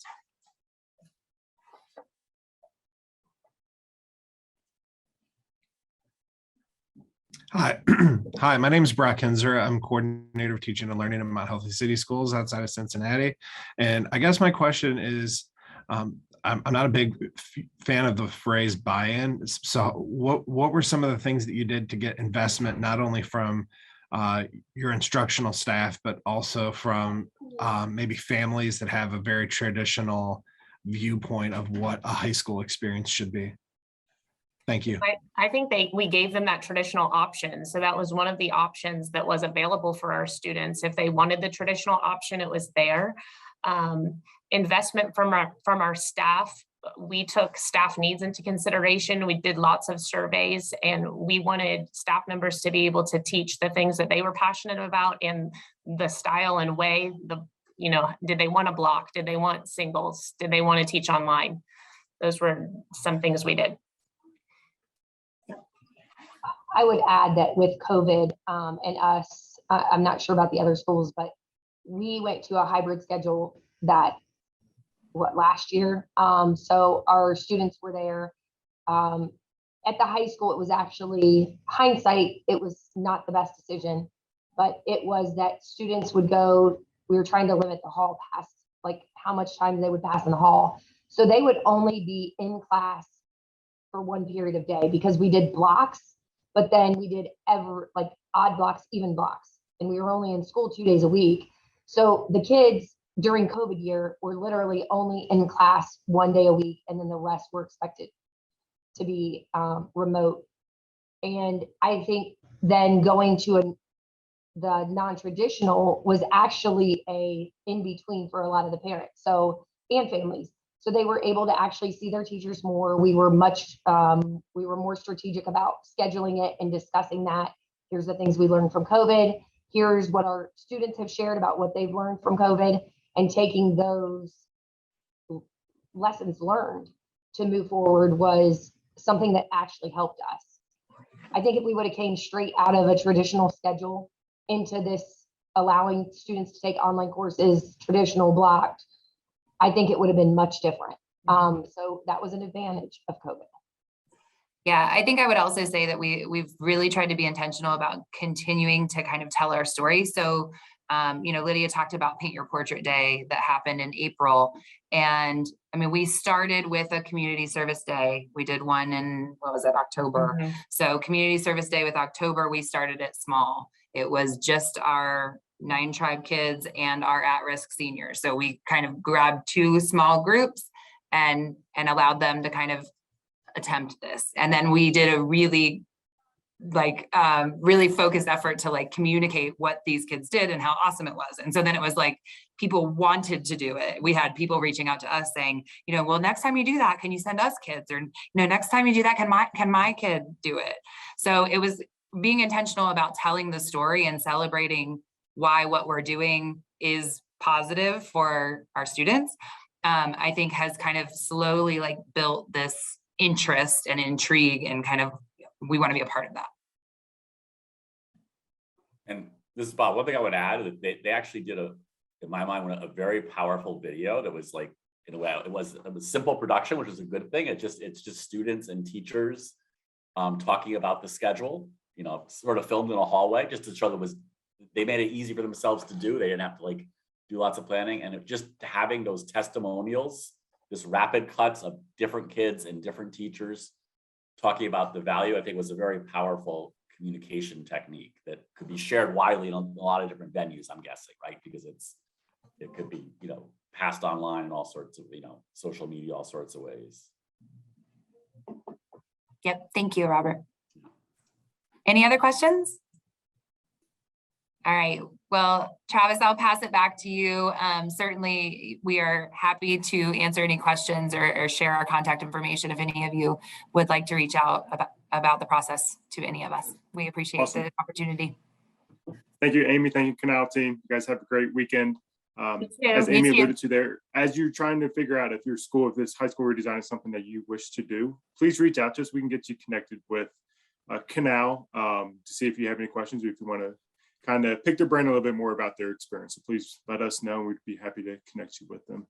We may be joined this morning by Marion, who is also a cohort 1 school for their presentation.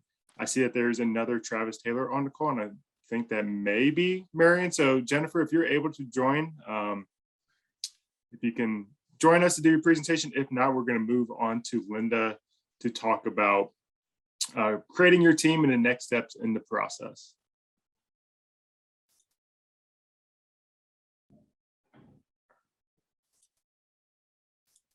that, I'm going to pass it over to you, Linda, and you can take the next steps. Thank you.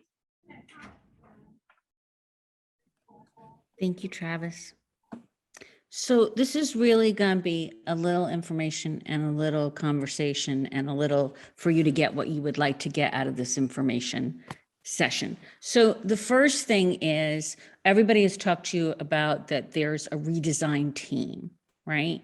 And so there's not some fast, perfect, these are the number of people and this is who should be on it, right? But what is constant is that it's about having multiple perspectives. So you want to be able to have student perspective, family perspective, teachers, counselors, building leadership, district and state.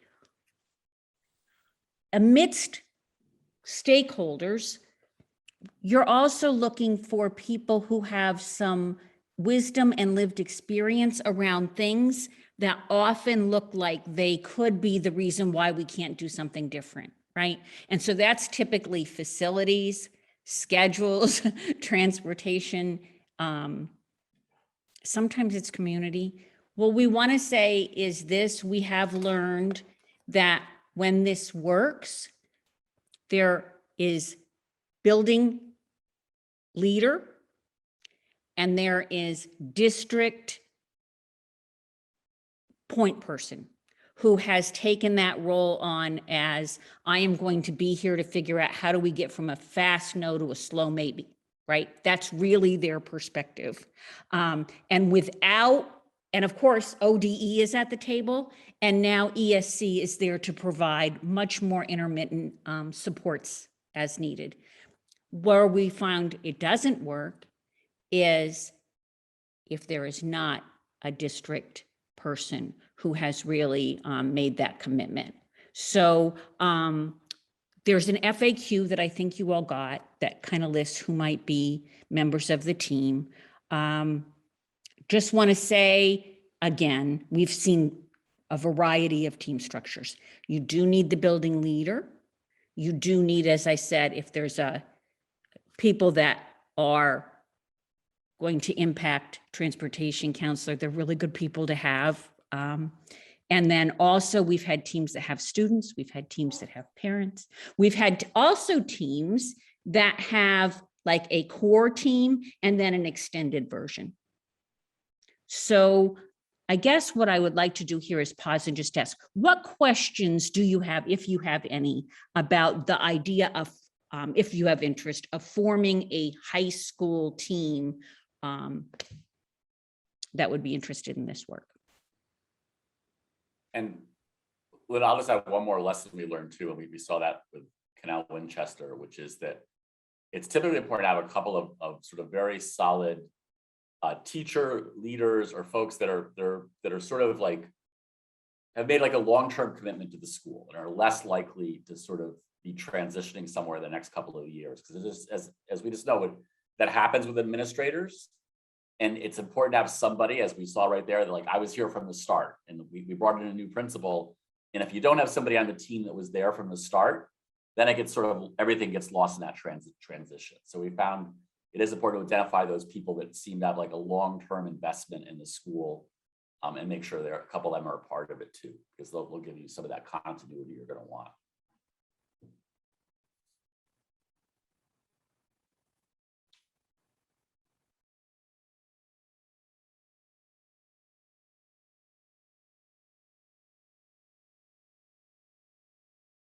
We're going to have some more general questions at the end as well. So if you like, I'll talk a little bit more and then we'll just kind of open questions, okay? Can we go to the next slide, Amanda? So everybody wants to know what's the time commitment, okay? This is hypothetical. In this work, we co-create with the people who are doing the work. So that means people that make a commitment, part of that September 15th day will include looking at some calendaring and seeing what makes sense and what does not make sense, right? Right now, post-COVID, I would say we don't have any teams that are doing full in person. Most people are doing some kind of hybrid. between face-to-face and virtual. So this is not the end all be all, but it's to try to give a sense of a time commitment, all right? So on September 15th, that's a not hypothetical. This cohort 2, that's their kickoff day. That's their face-to-face. We come together, we get kind of a introduction to high school, redesign, what's design thinking, what's liberatory design, what's belonging, that kind of gelling together. Then some of these things could be, we have them listed as in person, they could be in person or they could be virtual, depending on the stakeholders. There's a full day there for students at the center, but there's also other things that are included in that, like how to do an empathy interview, how to do a community charrette, variety of different topics. And then there's things to do in between. So you see there in this model, we've made kind of full day in person, 2 levers at a time, post the kickoff, and then some work to do in between, and the opportunity to sign up for virtual supports. That's the commitment with the network, right? But that's not the commitment of time required, because just as you heard from Canal Winchester, right? The team came together, there was an exploration, say that the exploration was around organizing adults or students at the center, right? And then there's back at the site, there's the team's time together. Then as they shared, there's the team's time expanding the message or getting perspectives about the ideas that they brought back. And that means time with students, time with staff, time with community, all along the way. So when folks are asking what's the time commitment, just want to say, this is trying to show what's the, I'm going to be in front of a Zoom or I'm going to be in person at a meeting with the network or a subset of the network. The real time commitment is, as we all know, it's embedding that what we're deciding we're going to do into broadening communication, getting grander perspectives, getting more information, and then doing a first iteration for implementation. So again, I believe there's an example, something like this on the FAQs. When we go to questions and answers, we'll try to answer some more questions about time, but this gives you a little bit of a sense of, so how many times would we be meeting as a cohort? Can we go to the next slide, Amanda? Oh, this is what I just said, right? That it's not just the meetings, it's where are there times that I might draw on for that broadening communication. And so we have found at many schools, and you heard Canal again, right? How they found opportunities at faculty meetings. A lot of schools do community conversation cafes. Chat and choose are very popular, you know, where they have some kind of opportunity for anybody that wants to stop by to have a donut and learn more about a specific thing. I think that's it for that page. Yes. So we wanted to leave time for questions and answers, and we did better than I even imagined.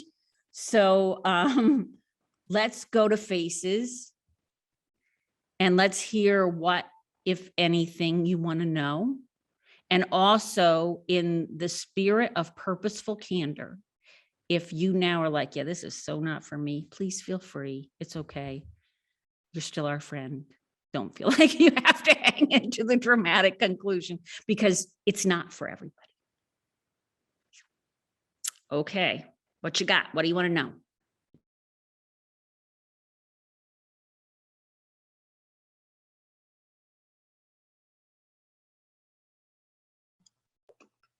This is Brenda Miller again from Northwest. I'm just super excited and energized by this possibility to network beyond our district and even beyond our state, and to bring new people to the table to help us in this journey. And I think it's just going to be a wonderful opportunity. So thank you for including us in this second cohort.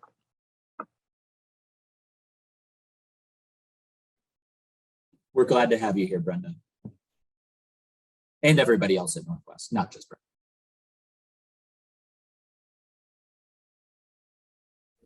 But especially Brenda. She's our driver.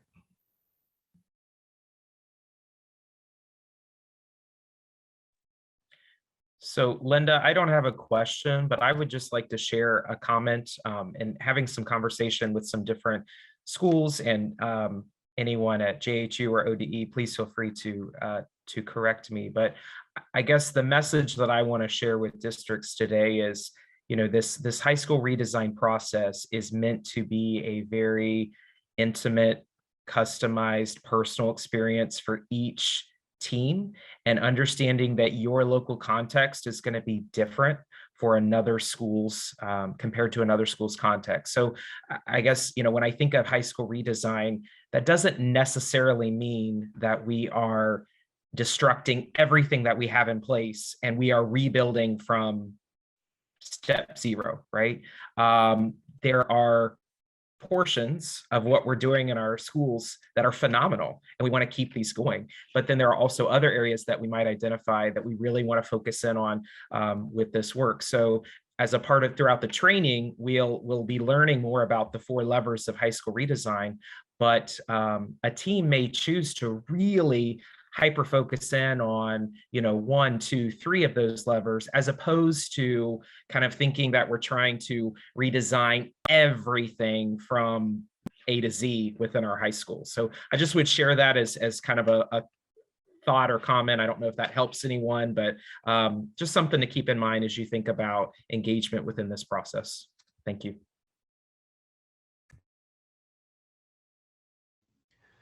Hey, this is David Moss from Clinton Massey. You know, from a school perspective, this is like extremely exciting and it's an awesome, but it's also extremely overwhelming looking at that piece of it. So I guess my question would be, is there a way for districts to audit this process as the cohort goes into it to determine when they might be able to jump in? Does that make sense? I see Graham shaking his head yes. Yeah, David, you'll find that this process and this group of people, like, we are very much on board for this being the coalition of the willing and the coalition of the comfortable. So whatever it takes for you to get comfortable with knowing what this is and knowing that you fully understand what you're signing up for and have the tools to, you know, jump in, we're all for it. So if that means coming and sitting and watching, and you may find that if you come to our September 15th meeting and, you know, go through that process that you're like, no, we're there, we're ready to go. Great. But if it means, we'll wait, I'm confident that there will be a cohort 3, you know, and that this is work that we're committed to from the department, from Johns Hopkins, from our ESC folks continuing to expand. So if this isn't the right time, great, come learn, come figure it out, because that'll put you even ahead of the ball for, you know, if and when cohort 3 comes along. I appreciate that. I want it to be the right time. I'm just not sure that it is. And that's okay. You got to be realistic about what's happening today and what's happening right now. So completely understand. Thanks, David.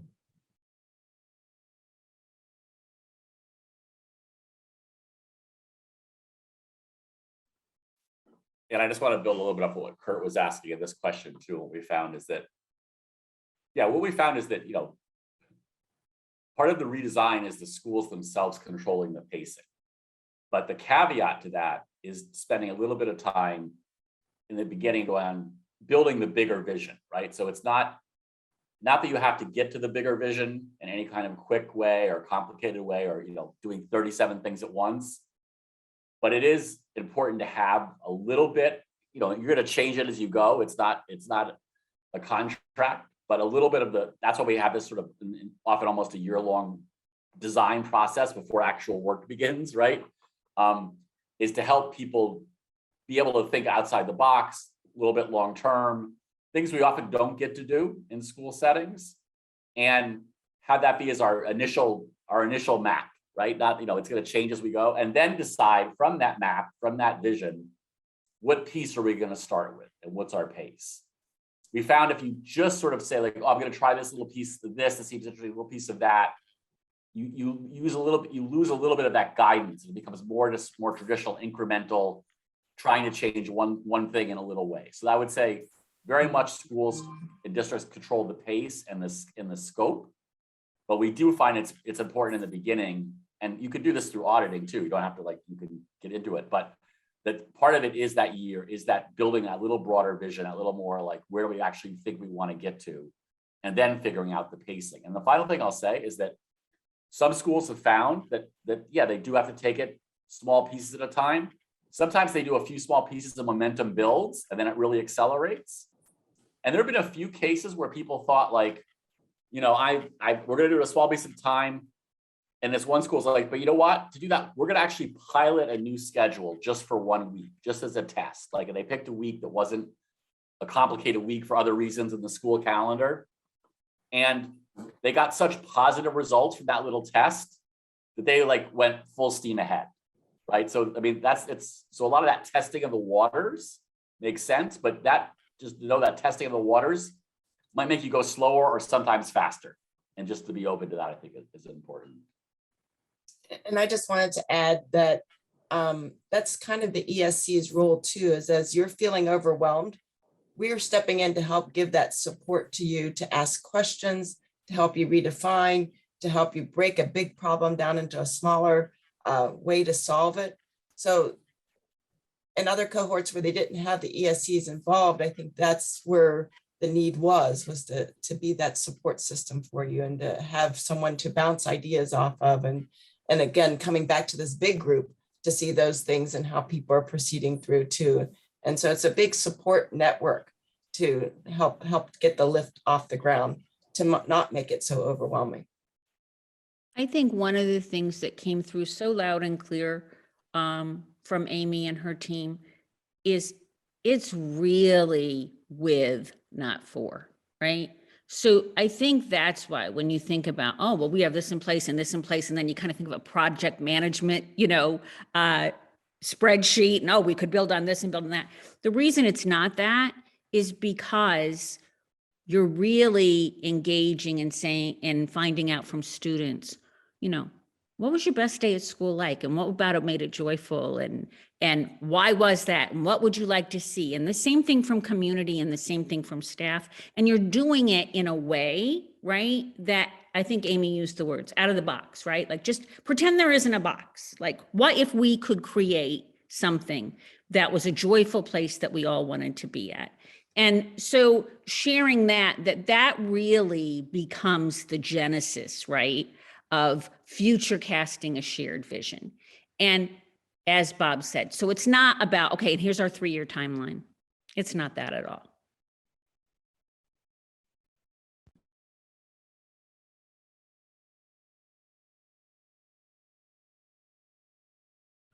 Linda, one more piece that I think is extremely valuable in this whole process is that Ohio has a lot of districts that are extremely innovative and leaders in change and have been doing it for 50 to 100 years. So even the importance of our districts learning from each other as they go through this and learning about some of the innovative things they've been doing and something they may not have thought of that one district may want to approach or take a look at and learn what worked well, what didn't work well, and then how can they do it even better for that district, taking that approach or taking that area to focus in on.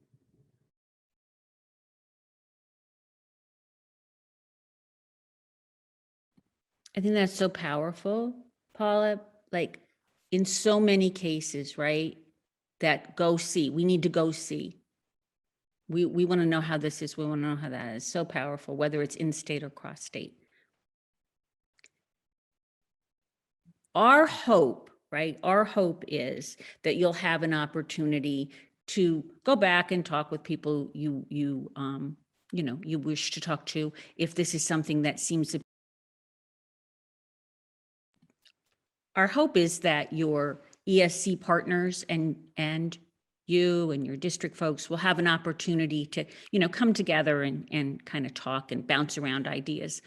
We're available. If anybody wants a one-on-one thought partner call, we're happy to do it.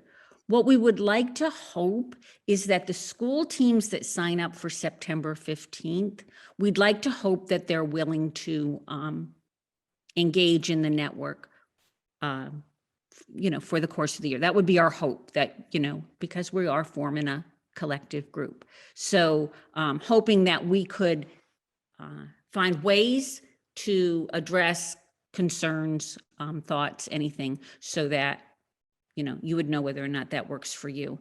And I believe you're going to get a link about that probably through your ESC leaders and Graham. I was actually just going to plug it into the chat at the end of this meeting. Okay. So. Even better. Anything that would be of help to the group before we, yes, Melanie. So I can't believe I'm asking this question, but have you a cost analysis at the ready? Because that is probably the first question that I will need to respond to when I address the superintendent and the treasurer in regard to this project. I know it's going to be highly variable by district, by institution, but do you have any sense of that? Thanks. Yeah, and I mean, I guess two things. One, exactly what you said, Melanie. It's going to be highly variable depending on what your school chooses to take on. As here are the XYZ things that we'd really like to dig into. Cost can also be a factor in decision making around that. And the second thing that I'll share is that there isn't specific money that is tied to high school redesign as a funding source, but there are many funding sources out there that can apply to this that are already existing, that may be an additional option. So we will definitely, as a Department of Education, be more than happy to work with you on exploring, all right, here's how we can get creative with some of the funds that may exist right now. Here's some other pieces that we might be able to pull in for you. I'd also invite, I'm not sure if our friends from Canal are still here, but if they, and it looks like they're not, but I was gonna throw it to them to see if they had any ideas of, kind of what costs look like for them. But that's definitely something that we could ask them and get back to folks around, there's the direct cost, and then there's, human hours that are spent as well devoted to this, that needs to be factored in as well. So I think it all really depends. One thing that I'll say though about the human hour side of this is that Johns Hopkins does a really good job, and I think our teams are really devoted to trying to integrate these meetings, this extra time, as much as we possibly can into the groups that are already, functioning. If there is a building leadership team, if there are district leadership teams, utilizing those as also a venue through which we can have this conversation, so that it's as much integrated into the work that's already happening and isn't creating something new out there. And Linda, great point. I appreciate you putting that in the chat. I don't know if you want to, it's pretty black and white, but I don't know if you want to speak any more to that. There's no charge to join the network or come to the trainings. I wasn't sure, but I just want to be sure that. Yeah, that's helpful. And for the Ohio people, a question would be, have you connected with Dr. Keener and the Jennings Foundation? Are they aware of this work and understand that there might be a connection between this enterprise and their emphases on deeper learning and excellence in teaching? Well, in short, no, we haven't really connected. But if that's something that you think we definitely need to explore, then we would be more than happy to do that. Makes sense.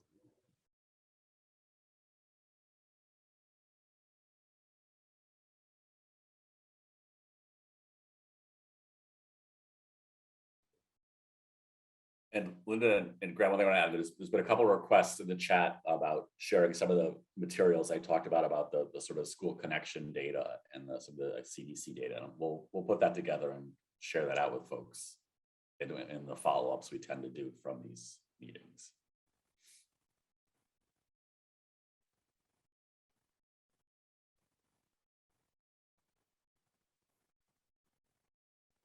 And we'll share the slides as well too. Yes. I fully plan on, we're meeting as an internal team on Monday afternoon. So we'll do some follow-up and make sure we get our messages prepped. So I'm going to go ahead and put a link to a form in the chat right now. And this form is just an opportunity to sign up to be a part of the cohort. This just would ask that one person per school team fill it out. And then if you have any ideas of others that might be a part of your school team, including their information as well. This is just a basic sign up.